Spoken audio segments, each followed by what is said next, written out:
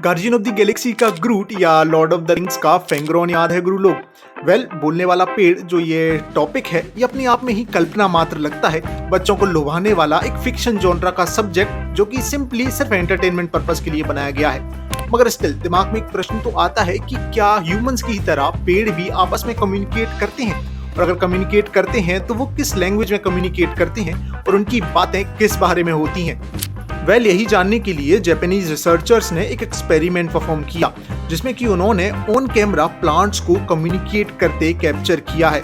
अब very obviously ये जो कम्युनिकेशन है ये हमारी ह्यूमन लैंग्वेज में नहीं हो रहा था, प्लांट्स स्मेल से कम्युनिकेट करते हैं। अब ये सुनने में जितना अब्सर्ड लग रहा है ये डिस्कवरी उतनी ही इनक्रेडिबल है। एक रियल टाइम फुटेज कैप्चर की गई है पौधों की आपस में बात करते हुए। तो आओ आज के संस्करण में इसी पर बात करते हैं, इस एक्सपेरिमेंट के बारे में जानते हैं और जानते हैं कि प्लांट्स आपस में कम्युनिकेट कैसे करते हैं।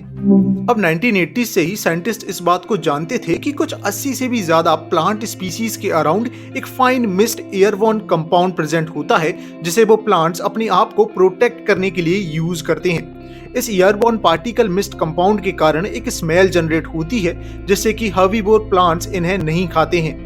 अर्ली 1900 में भारत के एक रिनाउंड साइंटिस्ट जगदीश चंद्र बोस, जिन्हें आज हम फादर ऑफ वायरलेस कम्युनिकेशन भी बोलते हैं, जिन्होंने पूरी दुनिया को अचंभे में डाल दिया था जब उन्होंने ये प्रूव किया कि प्लांट्स में भी फीलिंग्स होती हैं। प्लांट्स भी खुशी और दुख को महसूस करते हैं, बिल्कुल किसी दूसरे लिविंग ऑर्गेनिज्म की तरह ही। प्लांट्स में भी फीलिंग्स और इमोशंस होते हैं जिन्हें वो व्यक्त भी करते हैं और रिएक्ट भी करते हैं।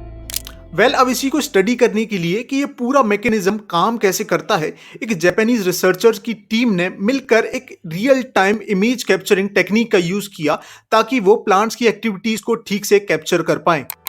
क्योंकि अभी तक ये हमारी अंडरस्टैंडिंग में एक बड़ा गैप था। हम ये तो जानते थे कि प्लांट्स कैसे एयरबोर्न कंपाउंड के स्मेल्स का यूज कर मैसेज सेंड करते हैं और अपने आप को प्रोटेक्ट करते हैं, बट ये मैसेजेस रिसीव कैसे किए जाते हैं इसके बारे में कोई खास इंफॉर्मेशन हमारे पास नहीं थी। तो इसी को समझने के लिए रिसर्चर्स ने एक प्लांट पर कुछ कैटरपिलर्स को छोड़ दिया और उसी के पास जो दूसरे प्लांट था उसमें calcium ion containing biosensor chemicals को इंजेक्ट कर दिया गया।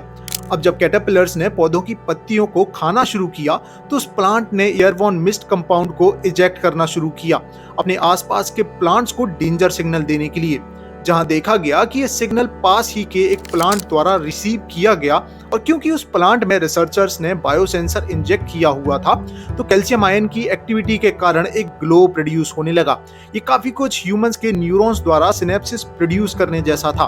अब इस पड़ोसी पौधे को डेंजर सिग्नल मिलते ही इसने अपना डिफेंस शुरू कर दिया।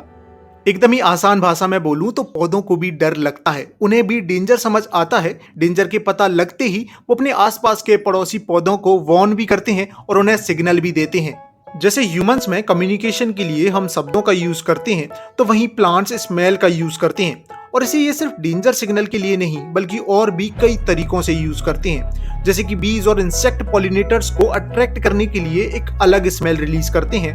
हर्बीवोर्स के पास आने पर एक अलग स्मेल रिलीज की जाती है।